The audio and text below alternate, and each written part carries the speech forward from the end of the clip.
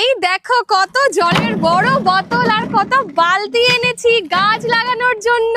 So hello বন্ধুরা, জানো আমরা ছাদের উপরে ফলের বাগান তৈরি করব। তার জন্য আমার বাবা স্যাফিলাইজার, খোল আরো অনেক কিছু নিয়ে এসেছে। এগুলো এই মাঠের মাটির সাথে ভালো করে মিশিয়ে মাটি তৈরি করতে হবে। প্রথমে আমাদের বাড়ি কমপ্লিট হতে এখনো 6 মাস লাগবে। ততদিন এই বালতিতে আর বড় বোতলে আমরা সমস্ত গাছ রেডি করে ফেলবো। চলো এবার তোমাদের কিছু গাছ দেখাই যেগুলো আমরা ছাদ বাগানের জন্য কিনেছি। এটা হচ্ছে স্ট্রবেরি গুয়াভা, দেখতেই পারছো কি সুন্দর লাল কালারের পেয়ারা হবে এই গাছে। অনলাইনে অল প্ল্যান্ট নার্সারি থেকে খুবই রিজনেবল প্রাইসে আমি এই গাছগুলো কিনেছি। এটা হচ্ছে আমলকি গাছ, তাও আবার লাল কালারের। সবুজ আমলকি তো আমরা সবসময় দেখতে পাই, কিন্তু লালটা একটু বেশি ইন্টারেস্টিং। এরপরে রয়েছে লিচু গাছ। লিচু কিন্তু আমার ভীষণই প্রিয় একটা ফল। তোমাদের কার কার লিচু খেতে ভালো লাগে কমেন্টে জানিও। এটা কি গাছ বলো তো? ফটো দেখে তো বুঝেই গেছো এটা হচ্ছে আতা গাছ। আর জানো আমাদের ভেড়িতে আমরা বিভিন্ন ভ্যারাইটির আম গাছ রাখবো। তার জন্য একটা আলফানসো ম্যাঙ্গো প্ল্যান্ট অর্ডার করেছি।